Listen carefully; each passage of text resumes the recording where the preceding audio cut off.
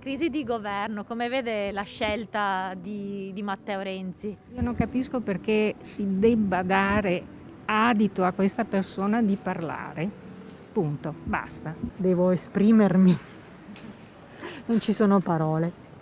Io le manderei a casa tutti, farei le votazioni un'altra volta. I primi tre partiti che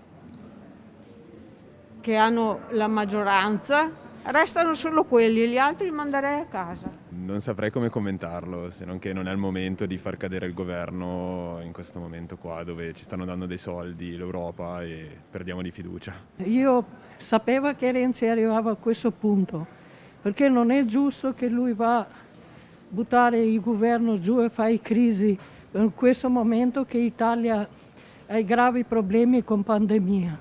Posso dire no comment?